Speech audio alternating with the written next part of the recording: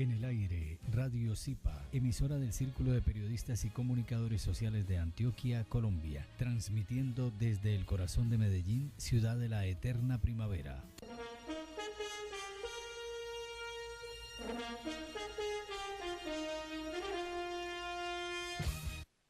Somos latinos. Somos profesionales. Somos Zipa Estéreo.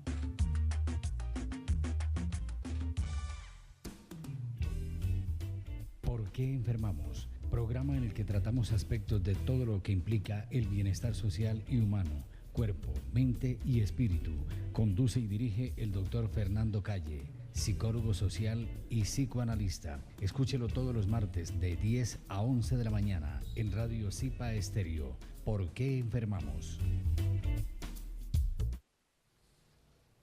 Muy buenos días, estamos de nuevo en el programa ¿Por qué enfermamos? Hoy muchísimos y buenos saludos. Abraham, buenos días, hombre. Qué bueno tenerte por aquí. María Isabel, de nuevo por acá. Muchas gracias. Muy buenos días. Qué bueno, gracias. Les traigo un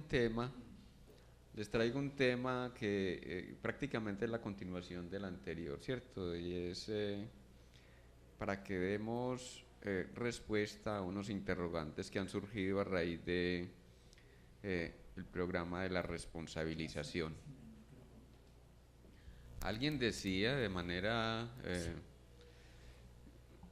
después de haber escuchado el programa anterior, decía de manera un poco a la manera de cómo hablaría cualquier persona que no sabe de estos temas, ¿cierto? Pero ¿cómo es eso de la responsabilización? Es que a mí no me cabe en la cabeza que, pues, ¿cómo es que uno tiene que ser? ¿Cómo es que uno tiene que actuar en la vida? Yo veo que al otro le están dando y entonces, ¿yo qué hago ahí? Pues si le están dando al otro golpes, le están dando una paliza, le están abusando, qué sé yo, ¿qué hace uno ahí? Entonces, la idea es que profundicemos en estos aspectos que tienen que ver con la profundización,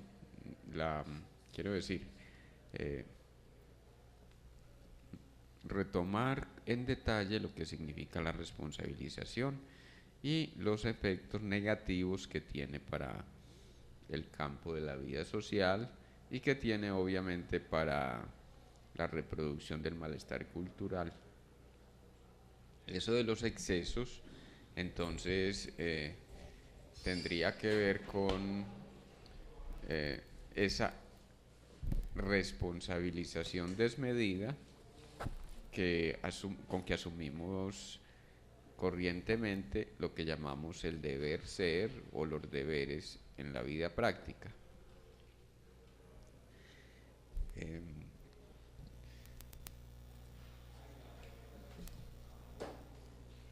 De nuevo entonces, María Isabel, si quieres algún comentario para que entremos en este tema. Andrés, bienvenido. Bienvenido. Gracias, hola a todos los oyentes, María Isabel, doctor. Gracias, Andrés. Mira, yo precisamente estuve escuchando el programa y algunos otros, y no los había escuchado antes. Me pareció muy interesante como recoger esas conversaciones y esos asuntos que afloraron y que explicaban pues sobre todo desde el psicoanálisis y desde el inconsciente, la responsabilidad o corresponsabilidad o responsabilidades que tenemos los seres humanos. Entonces, pensando en eso, traje una oración que las mujeres venimos haciendo en círculos de la palabra, pensando en uno de los asuntos que se trabajó y se tocó y se ahondó la semana pasada. Pero quiero iniciar primero con algo que me parece que tiene que ver también con esto. Entonces yo decía y escribía, lo siento por las memorias del dolor que comparto y hemos compartido entre todos con ustedes, con los oyentes. Les pido perdón también por unir vuestro camino y el mío para sanar, y el de todos nosotros, Fernando y Andrés y las personas que hemos estado aquí. Y también por eso doy gracias por estar aquí, por continuar pues en este camino y por mirar la responsabilidad. Y por otro lado, pues obvio, sigo amando a los que fueron, a los que son y a los que están en mi camino. Esa oración era sanando la matriz o el útero de las mujeres, porque veíamos que la responsabilidad también de los ultrajes, de los feminicidios, de la violación a las mujeres, parte de nosotras mismas. Entonces, ¿por qué es importante sanar nuestra matriz y nuestras memorias uterinas? Porque nosotras somos la suma de nuestras generaciones pasadas y todos los errores de nuestros ancestros se ven reflejadas en nosotras. Es muy importante elevar y honrar a nuestras antepasadas. Según se desprende de la filosofía taoísta y budista, nosotras estamos ligadas espiritualmente a 7 generaciones de antepasadas, y recuerde, pues me acuerdo que nosotros lo habíamos dicho. Esto quiere decir que hoy nosotras somos seres con luz debido al camino que hemos elegido. Nuestros antepasados buscan y necesitan esa luz, y la humanidad necesita esa luz para sanar y entender por qué enfermamos. Cada noche antes de irte a la cama, les propongo a todas las oyentes honrarte a ti misma y honrar a tus ancestros, sintiendo infinito respeto hacia ellas por venir antes que tú y que yo a esta vida. Coloquemos la mano derecha en el corazón y la mano izquierda en el útero. Yo conozco a la niña que hay en mí, reconozco a la mujer que hay en mí y a los compañeros también, en el corazón y en los genitales. Yo conozco a esa mujer porque somos yin y yang. Yo reconozco a la mujer que es mi madre, a la mujer que es mi abuela, a las mujeres que habitan en mí. Le pido perdón a la niña que hay en mí, perdón a la mujer que hay en mí, a la mujer que es mi madre, perdón a la mujer que es mi abuela, y pido perdón a todas las mujeres que habitan en mí. Yo perdono a la niña, a la niña que hay en mí, a esa madre y a todas las niñas. Y así repetimos 7 veces para poder curar a todas las generaciones anteriores. Realmente estos son ritos que a lo mejor pensamos que no, es decir, pues que por qué, que tienen que ver, y tienen que ver mucho, sobre todo porque hacemos conciencia, y al hacer conciencia de sanar, nos sanamos a sí mismas permanentemente. Genial, genial. Qué bonito esto que traes a colación, y de qué manera haces esa introducción hermosa de lo que podríamos convocar en términos de la responsabilización propia, ¿cierto? Y es que traes a colación algo, María Isabel, que es de suma importancia para nosotros, y es que en esto del despertar de la conciencia, pues no solamente se trata de liberarnos de las ataduras que hemos repetido reiteradamente a través de la historia, sino también liberar a nuestros ancestros de la carga emocional que todavía comportamos de ellos. ¿Cómo decirlo? Cuando dijiste las mujeres, yo también me siento una de ellas, y también lo diría para que lo propongamos para los hombres, o sea, es que también somos mujeres, en el sentido de lo femenino masculino, la feminidad, la masculinidad, somos y comportamos esas mismas historias de tragedia, de malestar, de adversidad que hemos reproducido a través de los últimos 200 años, y no es mucho más atrás, pues a través de lo que significa la historia popular, la historia de nuestros pueblos, porque aquí también hubo un atropello bastante reconocido, pues tiempos del atropello español contra los indígenas. Los indígenas mismos tenían peleas entre ellos. Había que ver la pelea de los pijaos contra los chipchas, y los pijaos como llegaron a ser caníbales incluso como prácticas guerreras. Entonces estamos reconociéndonos en esa historia de la humanidad, esa historia que nos atraviesa, nos penetra, la comportamos, quiero decir, en todos los genes, la comportamos en todos los genes. La responsabilidad nuestra entonces, en nuestra época, es liberar esa historia de la adversidad, esa historia del absurdo, para poder generar una humanidad nueva, ¿cierto? Una humanidad no ya carente, no ya limitada, no ya girando en torno al conflicto, sino una humanidad que por el contrario se hace cargo, óigase bien, se hace cargo de lo que significa una existencia menos sombría. A ver, ¿por qué yo tengo que repetir a mi mamá? ¿Por qué tengo que repetir a mi papá? Si es que al fin y al cabo ellos fueron y son representantes de un pasado. Entonces, traes a colación esto también y me hace pensar en la historia que hemos mencionado aquí, la filogénesis. Es decir, venimos de una humanidad de la cual heredamos toda una cantidad de taras, de conflictos, pero también de avances, de evolución. Tomemos lo positivo para que lo integremos a nuestras vidas, y lo negativo hay que elaborarlo, hay que tramitarlo. ¿Cómo nos deviene el pasado adverso de la humanidad? Nos viene en emocionalidad, esa necesidad de venganza, ese enojo, es que hay que hacer justicia, hay que luchar por los derechos humanos. Hombre, si yo no me reconozco en derecho, entonces me pongo a luchar por los derechos humanos de los otros. Y aquí viene a colación justamente la pregunta que me hacía un oyente, y es: ¿qué hago frente a una familia?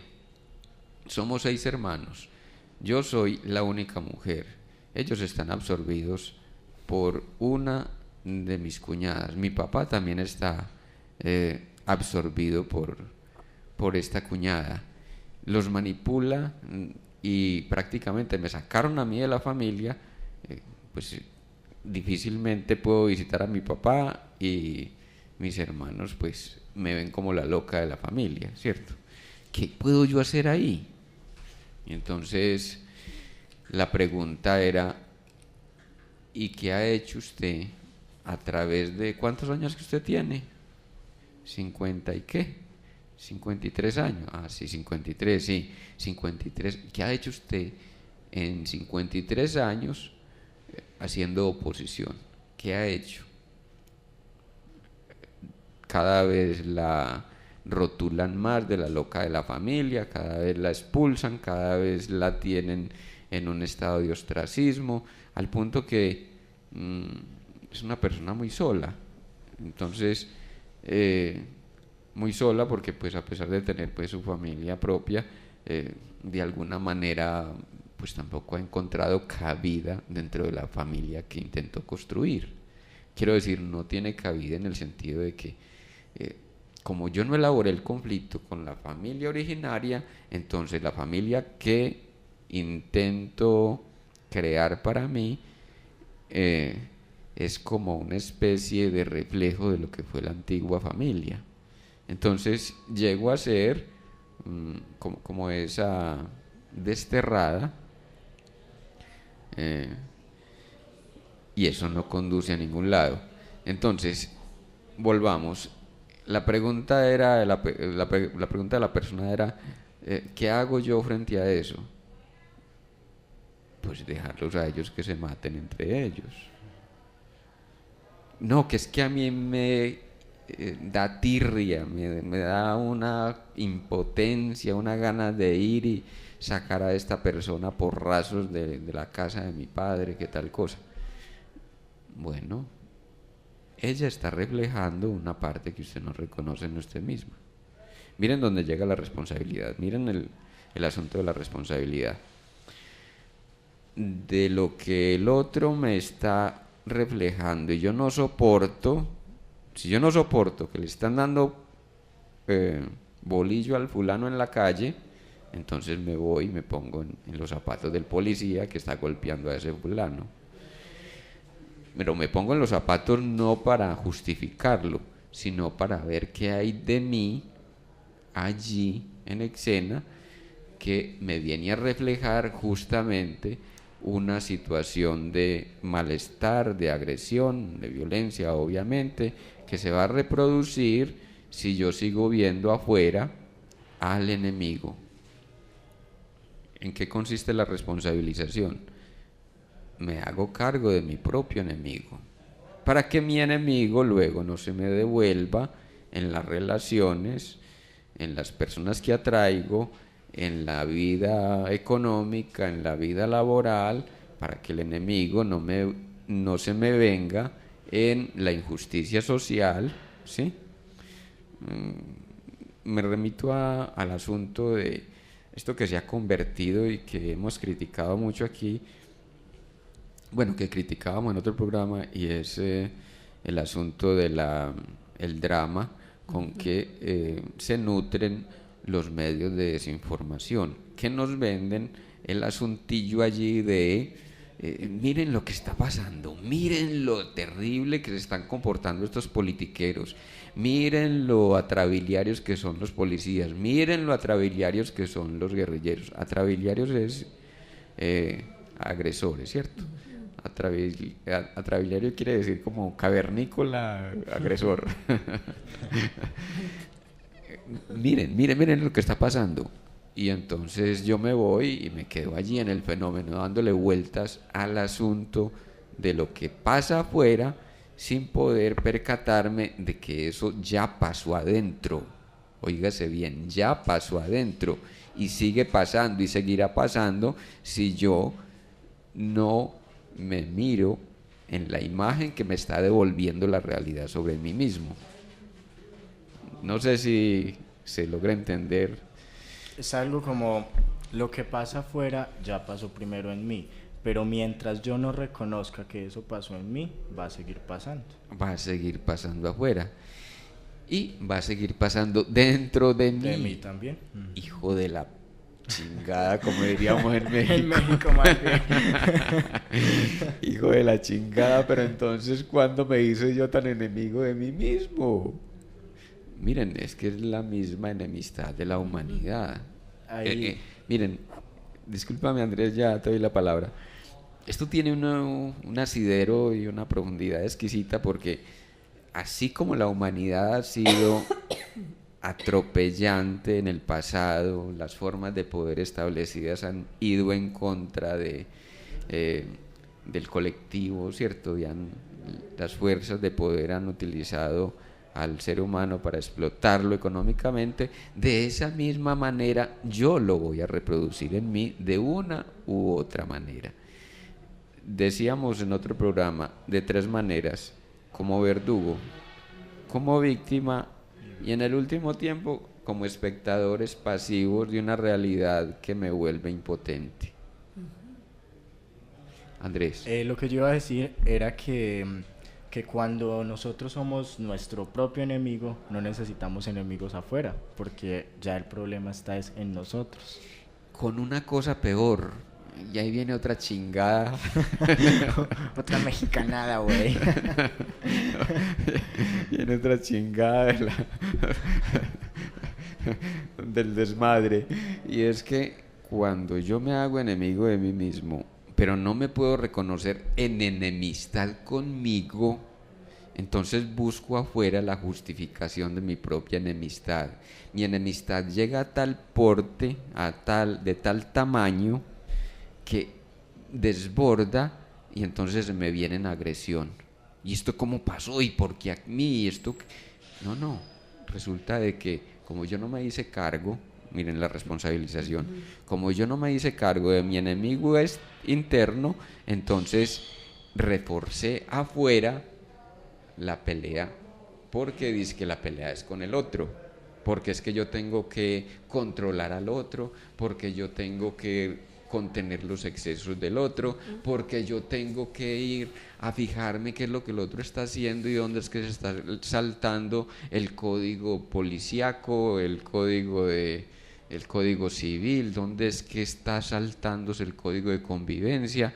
Y entonces me quedo allí tratando de controlar el afuera, cuando en realidad lo que no logro es acallar el enemigo interno.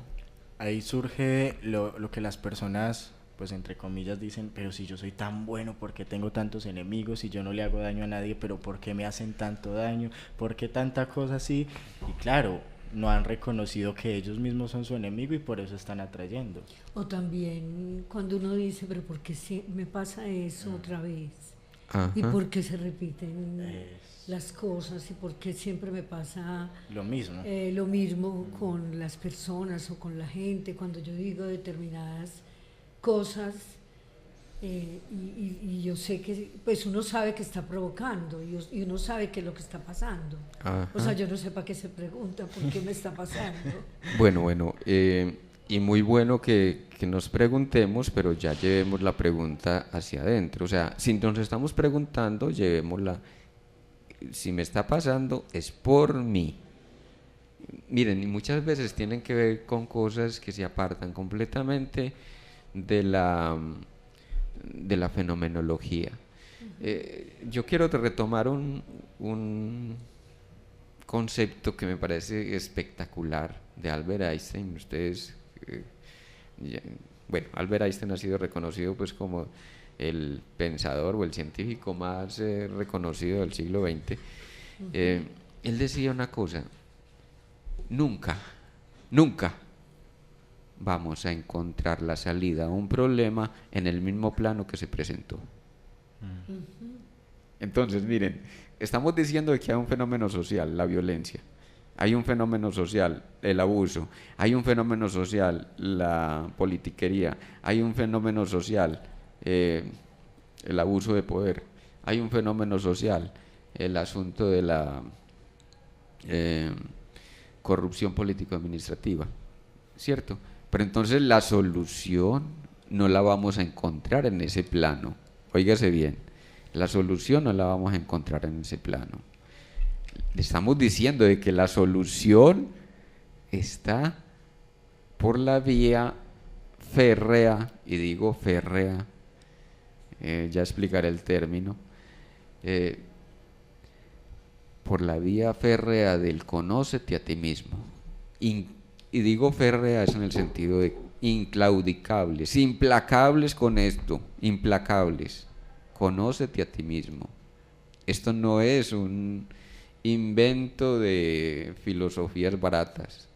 No hay otro camino. El camino del Buda es el camino de sí mismo. Y el camino del Buda siempre nos enseñó de que mirándonos a nosotros podemos resolver lo de afuera y lo de adentro. Dejo de vivir una realidad trágica cuando me asumo en responsabilidad y en consecuencia, óigase bien, inclaudicables con esto, implacables con esto, de conocerme, porque lo que del otro me viene es un reflejo de lo que yo soy. Ese punto que toca, doctor, es muy importante porque a veces las personas llegamos en momentos a decir: no me conozco ni yo mismo. O sea, ¿yo por qué hice esto? Me desconozco, ¿cierto? Entonces, mi pregunta en este momento sería: ¿qué puede hacer una persona que, digamos, no está tan familiarizada con estos conceptos de lo que hablamos aquí y todo esto, para llegar a ese punto de conocerse a sí misma? ¿Cómo empieza a hacer ese reconocimiento de sí mismo? Esto es tremendo. Yo creo que aquí tenemos que tomar, y María Isabel yo creo que nos puede expandir un poco o ampliar un poco el asunto, porque tú que conoces pues de la filosofía tradicional indígena, nombremos al menos tres días, tres caminos, ¿cierto? Uno, un trabajo terapéutico, donde yo voy y le hablo a un otro sobre lo que me está pasando. Y ojalá no sea un psicólogo, porque los psicólogos dan vueltas sobre la cosa de la conciencia, ¿cierto? Y esto ya lo había demostrado Freud. Lo que les estoy diciendo de Einstein ya lo había demostrado Freud. Si nos quedamos dándole vueltas al asunto de la conciencia, no vamos a salir de la misma errancia errática. Es decir, vamos a ir del timbo al tambo, rebotando de una situación a otra sin poder hallarle solución. Y lo que estamos diciendo con esto es que hay que asumir el inconsciente. Somos en buena medida inconscientes. Entonces, ¿cómo asumir eso del inconsciente? ¿Cierto? ¿Cómo asumir el inconsciente? Y me parece que es a través de la escucha que alguien nos puede brindar que podemos entonces retroalimentar el reconocimiento, el reconocerse a sí mismo en responsabilidad. Esa es una vía. Segunda vía, una persona que más o menos sea introspectiva, que haya estado en algún proceso terapéutico, que tenga capacidad de confrontarse, etcétera, etcétera, puede empezar a escribir y empezar a escribir de manera sistemática. Todo lo que le venga a la mente, 45 minutos, siquiera 3, 4 veces al día, escribir todo lo que le venga a la mente, recuerdos, fantasías, lo menos esperado. Llegará a un punto donde empieza a dar vueltas alrededor de una cuestión, o sea, no pasa de una situación, no le encuentra salida, hay un sinsabor. Es ahí donde necesita un apoyo de alguien que le ayude a entender, es ahí donde diríamos que necesita de un maestro que le ayude a ver qué es lo que se está plasmando allí, porque la persona ha hecho 500.000 cosas y no puede salir del mismo enredijo en que anda. Y a mi consulta llega muy, esporádicamente, porque son personas que muy escasas en cuanto a que se confronten a sí mismas, ¿cierto? Y llegan y dicen, es que he hecho esto, he hecho aquello, he hecho lo de más allá, he hecho lo... Y resulta de que en eso que ha hecho está buscando, óigase bien, está buscando en el camino del cómo lo hago, ¿cierto? Que ya hice la dieta, que ya hice la introspección, que ya hice el ritual, que ya hice la meditación, que ya hice la separación de mi vida de la vida social. No, es que ese no es el camino, discúlpenme, pero si uno no se encuentra con su propia realidad interior, es imposible que pueda transformar la fenomenología de la conciencia. Porque ¿qué resulta ser la mente? ¿Qué resulta ser la mente sin el reconocer de la propia emocionalidad? Resulta ser un lamento. La mente resulta un lamento. Y es lo que hacemos con los discursos de politología. Pero qué pena cuestionar la politología, pero tiene algo con la política, tiene algo, yo no sé. Porque es que estuve ahí mucho tiempo haciéndole crítica al sistema y despachándome con enojos contra el sistema y que no sé qué, y daba clases de didáctica del trabajo, y la didáctica del trabajo que yo hacía era cómo hacer política en la vida diaria. cómo hacer política.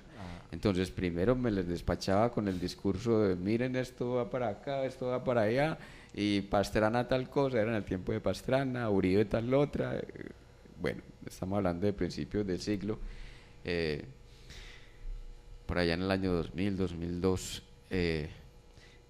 y resulta de que finalmente llegábamos a lo que estamos llegando aquí. Les decía, pues que si no esculcamos nuestra propia interioridad, nos estamos embolatando, porque lo que vamos a hacer es lamentar lo que afuera no funciona. La mente, sin la integración con la conciencia sensitiva y emocional, resulta ser un lamento. Sí, yo incluso, pues a medida que hablabas y que has hablado y que llegas pues como a esas observaciones y aseveraciones, yo lo veía o lo veo, más es que cuando uno logra, o mejor dicho, no es que logra, sino que llega al vacío pues de las cosas, de la vida, de las incertidumbres como frente a lo que uno ha hecho, lo que ha pensado y pues lo que ha soñado, es la única posibilidad como de lograr, y un poco parte pues de eso que decías, como acercándome, digamos, como a tener conciencia real de mis actos y de mis crisis y de mis preguntas, realmente, y escribiendo, por ejemplo, los sueños. Entonces tengo pues un cuaderno donde siempre he escrito los sueños y por ejemplo me ponía a devolver en un momento histórico de mi vida, y los sueños se repetían y siempre eran los mismos. Uh-huh. Con distintos personajes en distintos espacios, pero era la situación que me mostraba y me decía, y mire, y entonces pues que logré entender en un momento. Uh-huh. Entonces, como cuando decía ahorita, porque se repiten pues ciertas situaciones. Entonces también entendí que uno, por eso decía también en otro momento, que uno es su propio chamán, en el sentido de que la única manera es ser guerrera, es decir, guerrera en el sentido de apropiarme y tener en cuenta que es desde mí misma y yo misma la que salgo de ese laberinto, por ejemplo, en el que me encontraba en los sueños. Muy bien. Yo mismo salgo, pero necesito apoyarme en otra persona que haya avanzado. Pues para eso están los maestros de la humanidad, para señalarnos el camino allí cuando nos atoramos, ¿cierto? Allí cuando ese exceso ha hecho de nuestra vida una enfermedad, ha hecho de la vida una tragedia, ha hecho de la vida una repetición absurda. El tercer camino, quiero cerrar ahí para que nos aportes desde el conocimiento, tú que has trabajado con esto de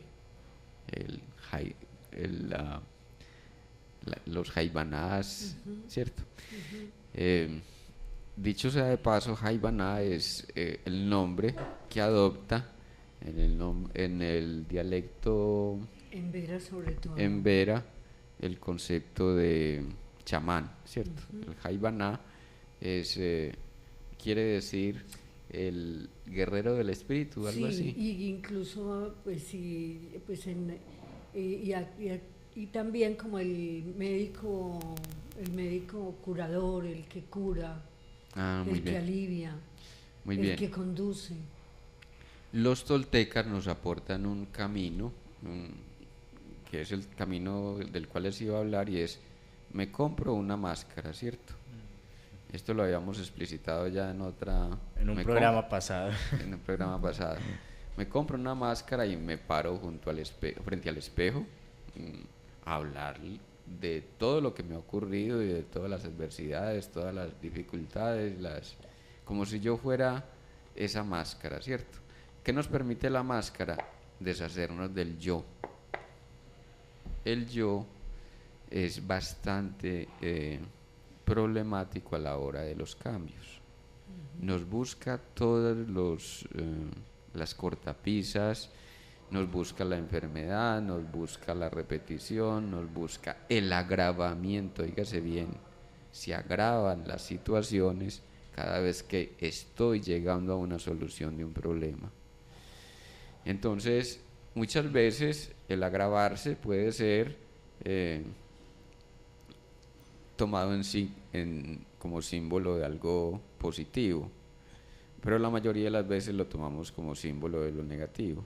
O sea, si ocurrió que me enfermé, entonces yo no puedo seguir por este camino. Pues como así que ya le estaba dando solución y la enfermedad es una señal de que no puedo seguir por este camino. Y no, diríamos que al contrario. Saber escuchar las señales es un signo mejor, es una característica de las más potentes del guerrero espiritual, ¿cierto? Y es que entiende la adversidad como una posibilidad. Si me enfermé, es que por aquí era. No, que es que me metí en una mala relación, en una relación equívoca. Ese fue el obstáculo que me inventé. Entonces, volviendo a lo de la máscara, ¿cierto? Y tenemos el mismo riesgo, ¿cierto? Que cuando estamos con nosotros mismos siempre vamos a topar con aquello que les contaba de la resistencia. Entonces la resistencia puede darse de muchas maneras. Y esa resistencia puede venir en, hoy no voy a hacer esa tontería, yo no. Alguien me dijo, ¿cómo hago con lo de la máscara? Le dije yo, no compre máscara, rompa el espejo.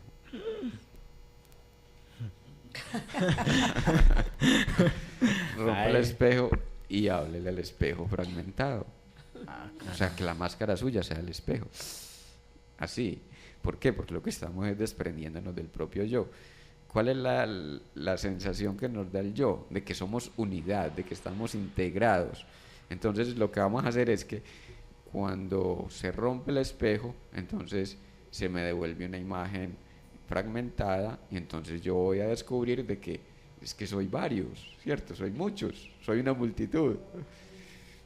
Porque entonces, primero que tenía que comprar el espejo para poder comprar la máscara. Y yo, definitivamente.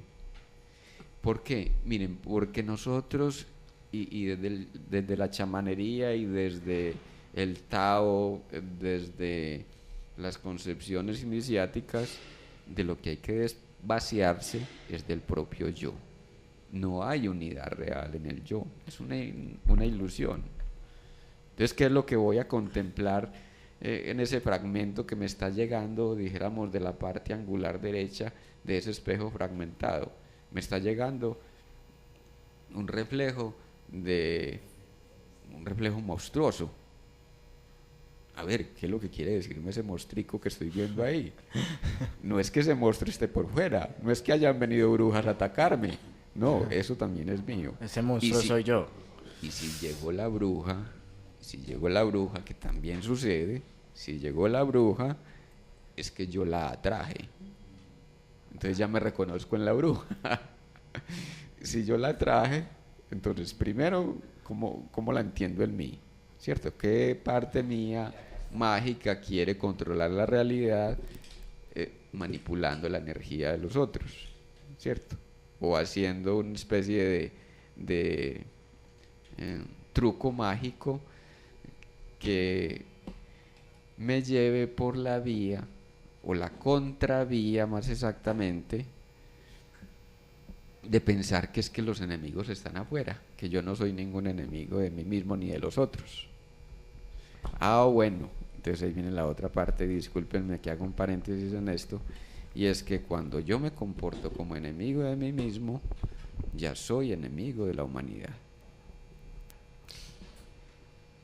Ese está tremendo, ¿no?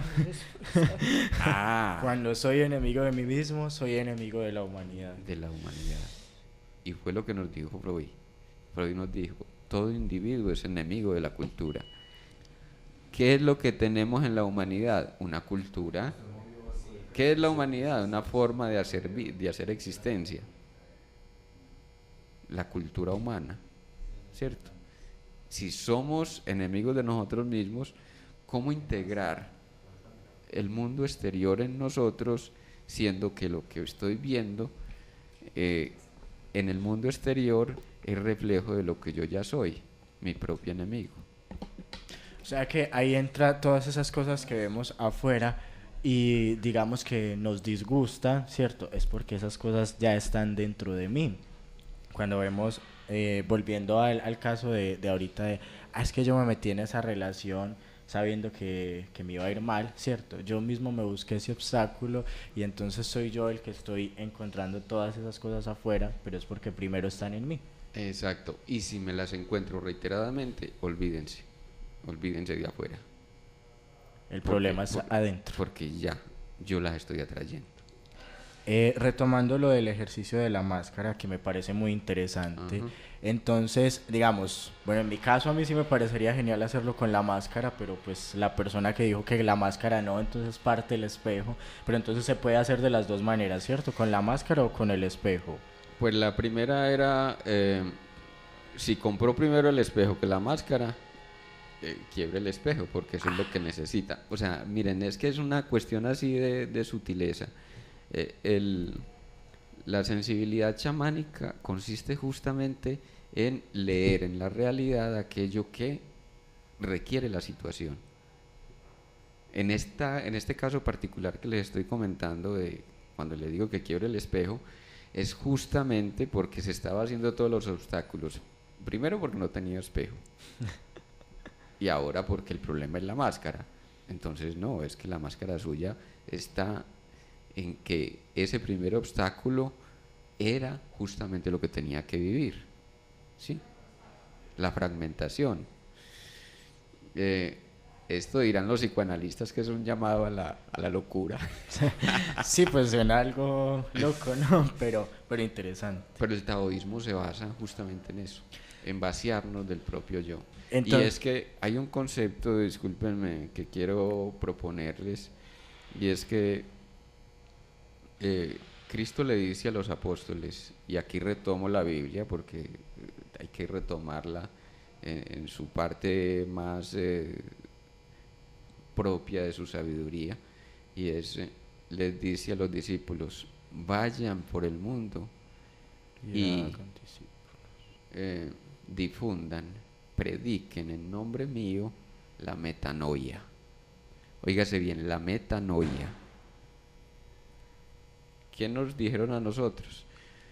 Vayan y prediquen en nombre mío, según la versión cristiana occidental, vayan y prediquen en nombre mío el arrepentimiento.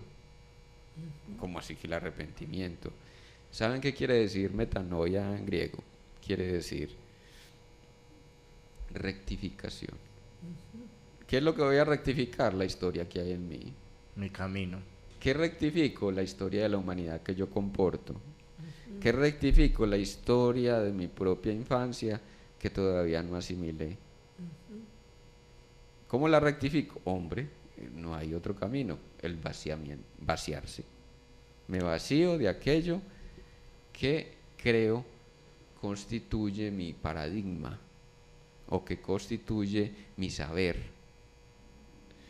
Esto es lo que haríamos en el ejercicio ya mencionado del espejo, de la máscara. Entonces nos pararíamos y diríamos todas esas cosas que consideramos como adversidad o consideramos como bloqueo en nuestras vidas y decir, bueno, yo hoy suelto esta enfermedad, hoy suelto esta actitud que tengo para que me vaya mal en las relaciones. Es algo como así. Más allá, Andrés, ahí estás hablando del cómo. Nos vamos a la causa, ¿cierto? ¿Cuál es la causa? Me estoy enfermando ¿de qué? De gripa. Migraña, gripa, sí. ¿Y qué me recuerda la gripa? Generalmente me da con rinitis o me da con estupo, ¿cierto? O me da con tos, o me da la tos seca. ¿Qué me está generando, cierto? ¿Qué me está dando? ¿Eso qué significa? De que voy a auscultarme yo en cuanto a lo que estoy diciendo. A ver, si me da con rinitis, entonces la rinitis generalmente es la sustitución de las lágrimas en la mucosidad. ¿Estoy llorando a quién? ¿Qué estoy llorando? ¿Qué es lo que lamento haber perdido? Y no lo reconozco.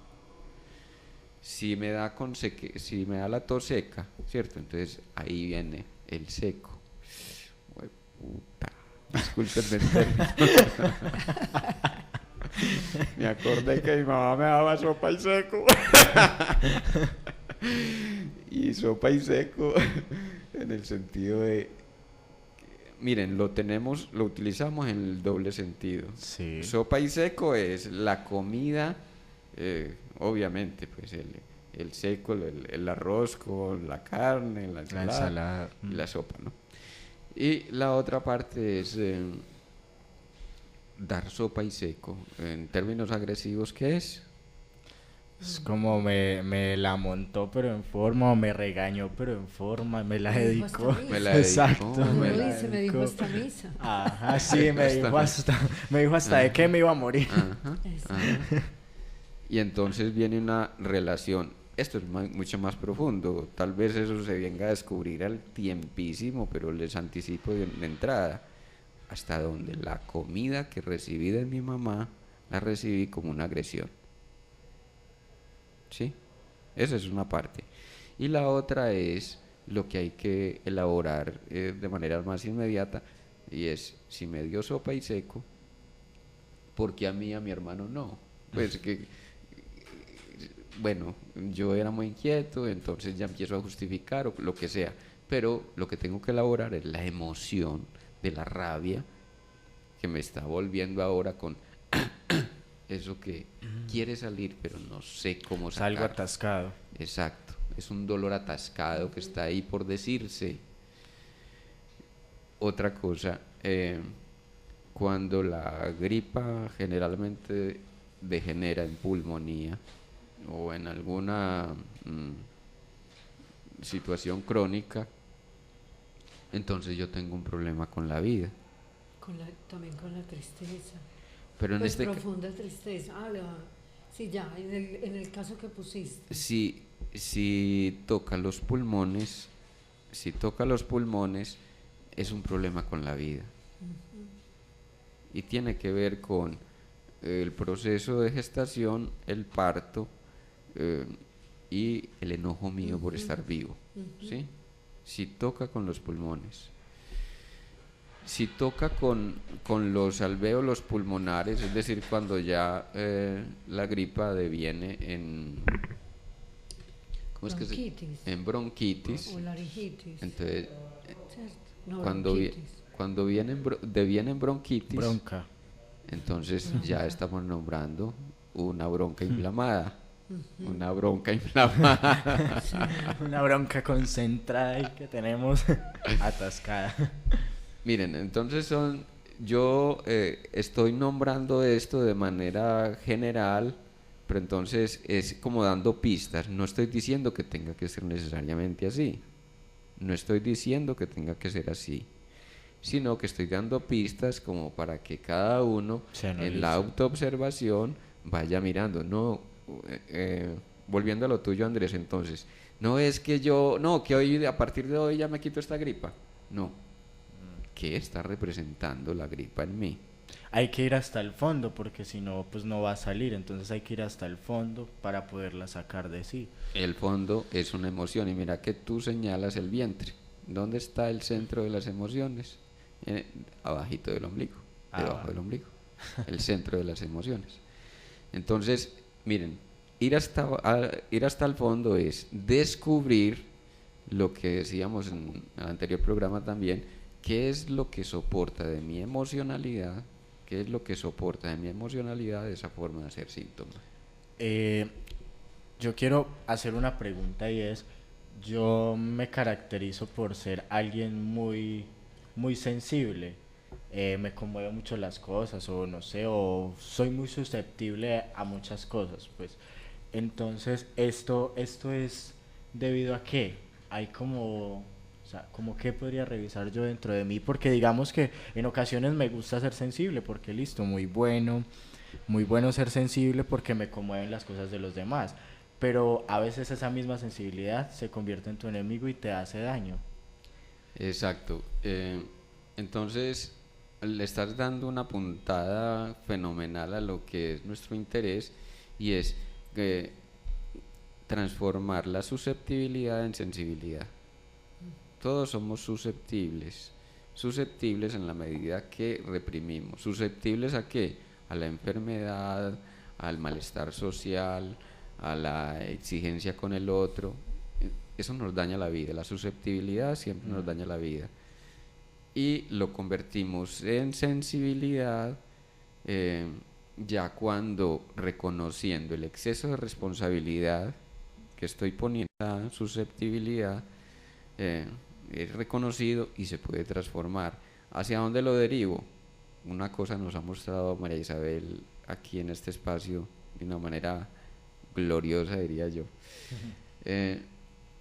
Y es cómo hacer de ese dolor, de esa susceptibilidad, algo que ayude a los demás. Entonces volvemos a la responsabilidad. Miren ustedes, decimos, si yo me hago enemigo de mí mismo, soy enemigo de la humanidad. Si yo me hago amigo de mí mismo, entonces ya soy amigo de la humanidad. ¿Por qué? Porque entonces estoy derivando la susceptibilidad en sensibilidad, y la sensibilidad entonces me lleva por el camino de la producción artística, por el camino de darle la mano al otro y saber de qué manera más adecuada darle la mano al otro, porque es que no lo voy a sacar de las drogas, pero sí puedo, punto de apoyo. Pero sí puedo ser el indiferente que pasa por su lado y no le da una moneda. Levántese, no sea pendejo. Claro, sí, de provocar. Provocar, exacto. Sí, porque pues a medida que tú hablabas pensaba también, es decir, en ese ejercicio con Chakri fundamentalmente, Lembera, Jaimana, que nos dicen cuando nos reunimos en el círculo de palabra y de sanación, donde varias personas están preguntando qué me pasa, por qué siento tal cosa, tal otra, pero incluso de una manera pues chamánica y mágica, en el sentido que no le preguntan a él ni le dicen, sino que él empieza a trabajar con unas metáforas y unos mensajes desde la ancestralidad, hablar de cómo si enferma el planeta también enfermamos todos. Ajá. Que si nos duele determinada parte del cuerpo, estamos con una responsabilidad que tiene que ver, por ejemplo, con el agua, o con la tierra, o con el fuego, o con el aire, o como con cada uno de los elementos, porque él lo trabaja de una manera pues metafórica y simbólica, pero llevándonos a esa parte de la responsabilidad individual, personal, desde sí mismas y desde sí mismos, para encontrar la respuesta y la salida y entender por qué me duele, por ejemplo, o el corazón, o el alma, o el espíritu, o un dedo, o una mano. Entonces, pues no porque sea de una manera metafórica, pero se entiende perfectamente cualquier tipo de dolor o de cómo nos estamos agrediendo nuestro propio cuerpo. Con todo el ejemplo que tiene que ver pues con la gripa, con la respiración, con el pulmón, etcétera, y cómo el pulmón tiene que ver con el pulmón de la madre tierra. Este punto que toca María Isabel me parece interesante y me abre a hacer la pregunta. Cuando las personas hablan de su dolor, digamos, no sé, pérdida de una relación amorosa, un ser querido, en fin, una situación dolorosa, ¿cierto? Y cuando se llora y no se sale de ese dolor, ¿cierto? ¿Cuál sería el mecanismo que debe optar por hacer una persona y pum, ya, que siempre su llanto no tenga que ver con esta situación, o siempre su sensación de dolor no tenga que ver con esta situación. Es tremendo lo que dices, porque mucha gente cree que los duelos habrían de darse de manera espontánea, y casi siempre los duelos se superan en apariencia. Porque un duelo actual actualiza un duelo anterior, y ese duelo anterior actualiza uno tras anterior. Cadena. Se va en cadena. Si yo he llorado 3 meses a mi muertito, a mi pérdida de relación, y que ya me sobrepuse, y que la vida es bella, y la vida es una nota, y hay que vivirla con toda la intensidad, y el muerto al hoyo y el vivo al baile, sí. Son reacciones, porque si se presentó ese duelo, miren, una cosa es hermosísima en esto, y es: los hijos siempre son una oportunidad, oígase bien, los hijos son una oportunidad para los padres mirar su propia infancia. Es decir, si los padres no asumen a los hijos como la posibilidad de mirarse y reconocerse en su propia infancia, terminan o maltratándolos, echándolos a perder, o terminan huyendo de esa familia. Aquí en Colombia pues eso es típico, ¿cierto? Pan de cada día. Pan de cada día. Y esto es tremendo, porque también tiene que ver, Andrés, y para todos los oyentes, María Isabel, tiene que ver con cómo nos relacionamos con eso del absurdo, ¿cierto? Con eso de lo contradictorio, lo contraproducente, y cómo, retomando lo que decía María Isabel, cómo dañamos al otro y dañamos el planeta, justamente racionalizando lo que significa una responsabilidad con el semejante, una responsabilidad con el otro. Miren, y esto tiene que ver mucho con la política.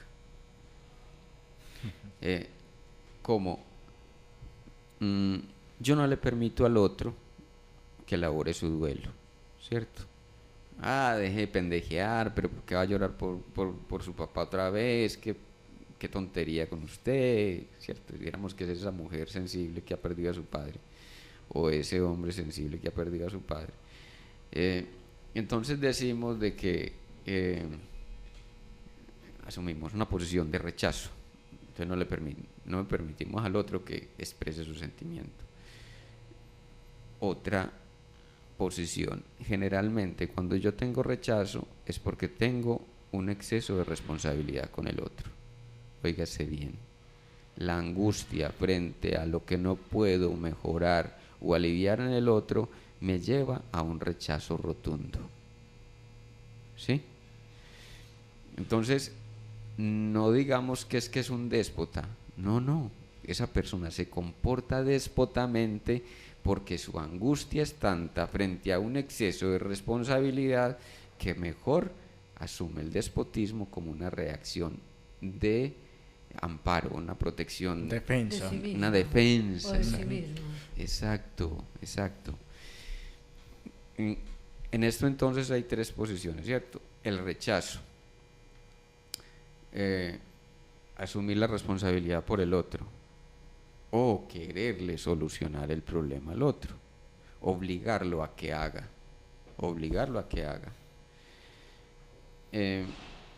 Esto tiene un efecto social, ¿cierto?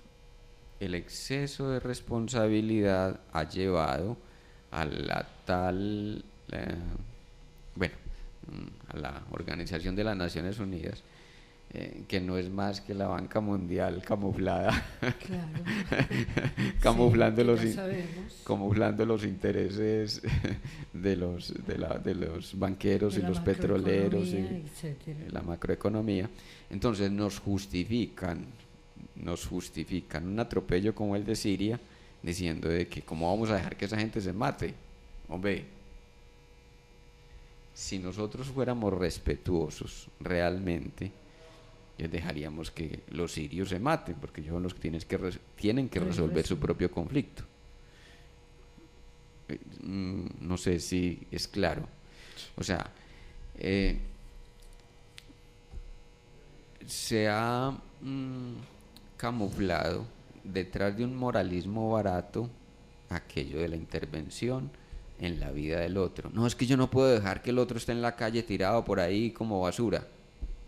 Hombre, si yo me hago cargo de lo mío, yo no tengo que ir a rescatar al otro, porque mi propia responsabilidad proyecta un tipo de frecuencia que permite que el otro se reivindique, se dignifique a sí mismo.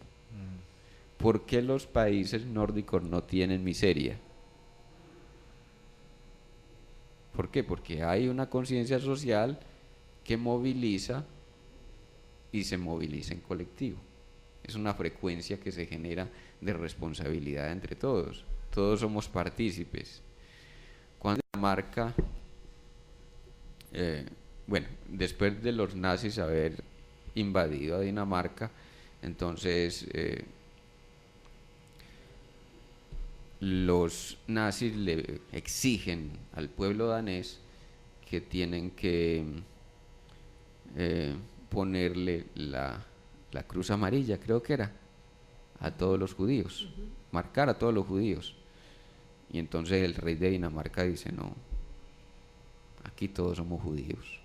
Y él fue el primero el que se puso la marca. O sea, hay un sentido colectivo, hay una conciencia de que todos somos uno. Y es que aquí no somos ni judíos, ni negros, ni blancos, somos humanidad y estamos para vivirnos en humanidad y en realización humana. No sé si María Isabel tiene algo que decir.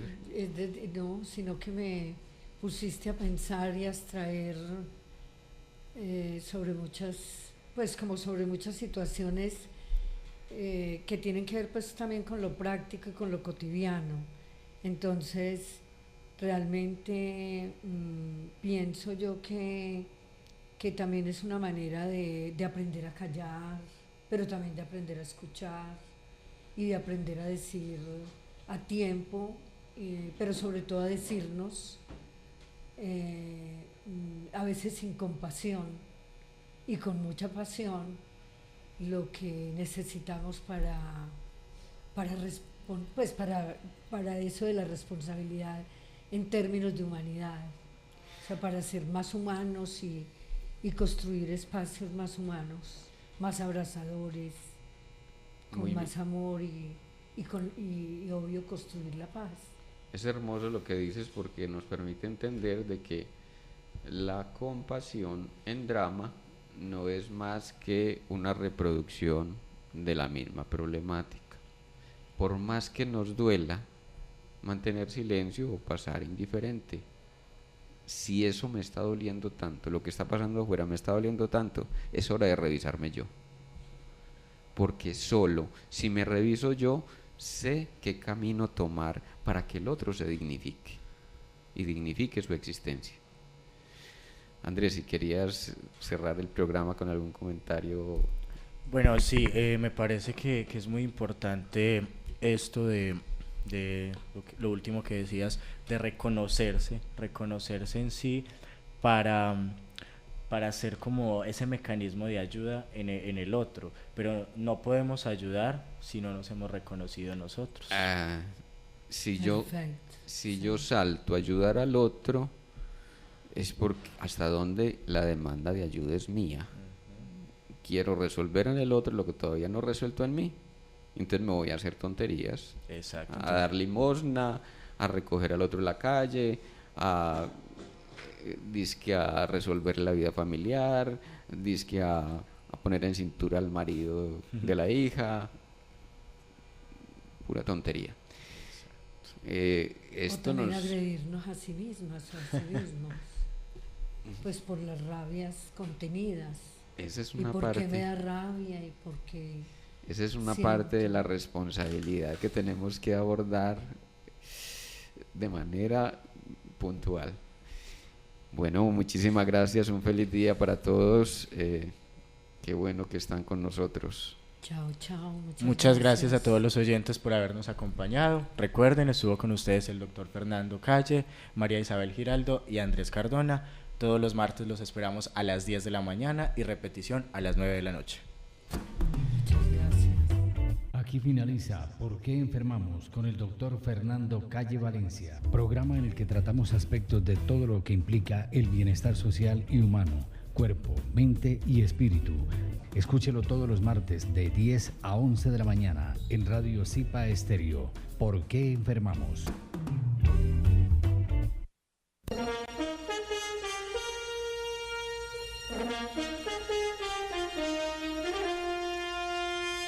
En el aire, Radio Zipa, emisora del Círculo de Periodistas y Comunicadores Sociales de Antioquia, Colombia, transmitiendo desde el corazón de Medellín, ciudad de la eterna primavera.